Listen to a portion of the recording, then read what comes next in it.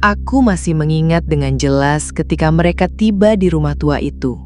Sinar matahari jatuh di halaman yang berdebu, menyorot tembok putih kusam yang sudah lama kehilangan warnanya. Rumah itu berdiri di ujung jalan sepi, dikelilingi pepohonan rimbun yang membuatnya terlihat semakin terasing. Tidak ada tembok pembatas, hanya sebuah gerbang kayu rapuh yang berderit setiap kali disentuh angin.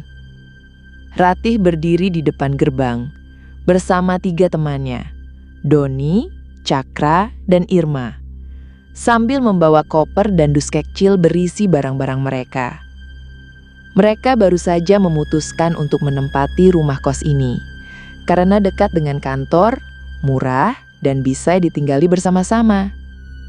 Aku memperhatikan bagaimana wajah mereka penuh semangat, meski sorot mata Ratih tampak menyimpan keraguan. Dari kejauhan, aku bisa melihat Ibu Siska, sang pemilik rumah, menyerahkan kunci dengan sikap datar tanpa banyak bicara. Ibu Siska hanya mengatakan kalau rumah ini jarang ditempati, lalu meninggalkan mereka begitu saja. Pintu depan rumah itu dibuka dengan suara berderit panjang, seperti enggan menerima penghuni baru. Bau debu dan hawa lembab langsung menyeruak dari dalam, menempel di udara dengan berat. Lorong depan rumah tampak gelap, meski matahari masih terang. Di sisi kanan, ada ruang tamu dengan kursi goyang tua yang berdiri sendirian, seolah menunggu seseorang untuk mendudukinya. Di sisi kiri, ruang makan menyatu dengan dapur yang terlihat kotor, seakan tak pernah digunakan. Langit-langitnya dipenuhi sarang laba-laba, membuat langkah-langkah mereka menggema kosong. Ratih menatap ke atas, memperhatikan lampu gantung tua yang berdebu, bergoyang pelan meski tidak ada angin. Mereka kemudian membagi kamar. Ratih memilih kamar paling ujung lorong, bersama Irma.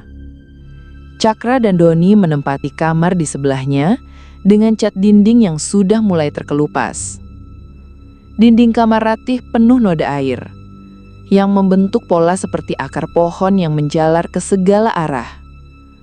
Ratih sempat menyentuh salah satunya dan merasakan dingin aneh, seperti menyentuh kulit orang yang telah mati. Malam pertama mereka lalui dengan obrolan ringan, tawa dan rencana kerja esok hari. Rumah itu pada awalnya hanya terasa sunyi, tidak lebih menakutkan dari rumah tua biasa. Namun sejak saat itu, Ratih mulai merasa ada sesuatu yang menatapnya dari kegelapan. Ketika mereka tertidur, Ratih bermimpi melihat seorang wanita duduk di kursi goyang ruang tamu. Wanita itu menangis liris sambil memeluk sesuatu di pelukannya. Ratih mencoba mendekat dan mendapati bahwa wanita itu sedang menggendong bayi kecil berlumuran cairan merah. Wajah wanita itu samar, namun ketika menoleh, hanya ada rongga hitam di matanya. Ratih terbangun dengan tubuh berkeringat, dan jantungnya berdegup kencang. Irma masih tidur nyenyak di sampingnya, seakan tidak terganggu sama sekali. Ratih duduk di ranjang, mendengar suara kursi goyang berdecit pelan dari arah ruang tamu. Padahal tidak ada seseorang pun yang duduk di sana. Keesokan harinya, Ratih tidak menceritakan mimpinya kepada siapapun. Namun dia tahu, matanya tampak gelisah setiap kali melewati lorong gelap rumah itu. Hari-hari berikutnya hal-hal aneh mulai semakin terasa. Irma mengaku sering mendengar ketukan dari arah pintu kamarnya setiap tengah malam. Doni justru menertawakan cerita itu, menganggapnya hanya sugesti karena mereka tinggal di rumah tua. Tetapi Ratih kembali mendapat mimpi buruk. Dalam mimpinya, ia melihat noda air di dinding kamarnya berubah menjadi wajah seorang wanita. Wajah itu menatapnya dengan mata melotot, mulut terbuka lebar dan cairan merah mengalir dari mulutnya. Ketika Ratih terbangun, ia benar-benar melihat noda itu seakan membentuk sepasang mata yang menatapnya. Ia menjerit pelan namun segera menutup mulut agar tidak membangunkan Irma. Di tengah ketakutannya, terdengar suara bayi menangis dari arah ruang tamu. Rati berusaha meyakinkan diri bahwa itu hanya mimpi yang terbawa hingga ia terbangun.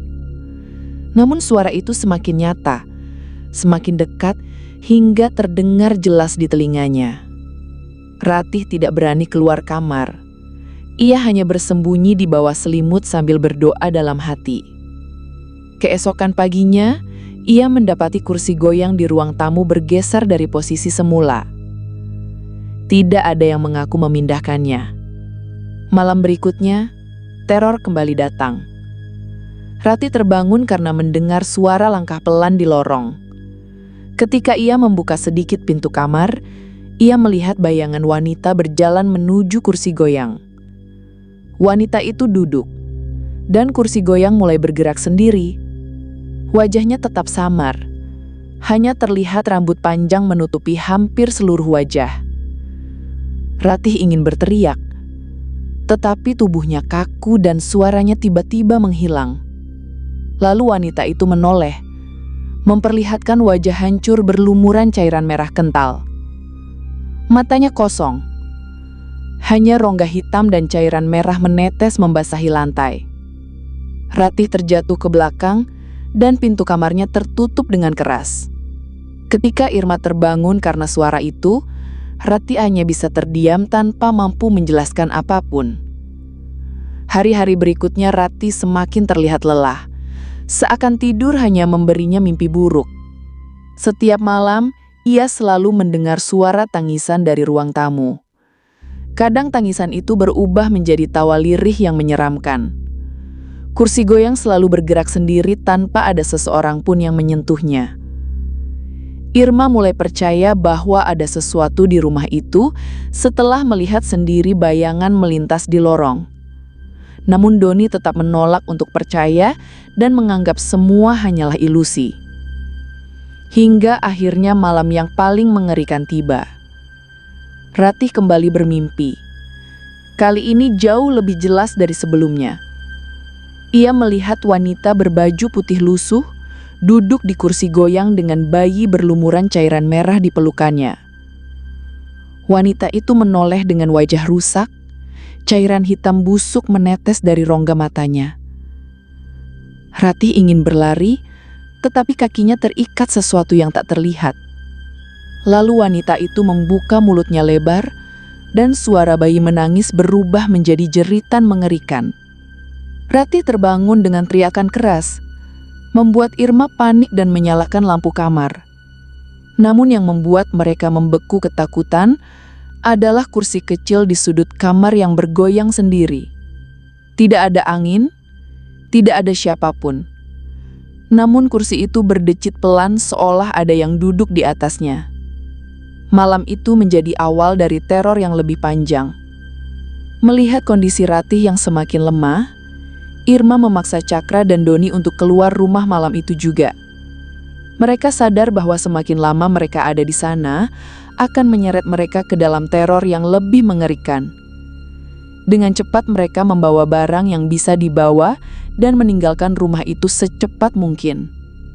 Karena rumah tua itu ternyata menyimpan tamu istimewa milik Nibu Siska. Tamu yang tak pernah benar-benar pergi dan kini mulai menunjukkan dirinya pada mereka.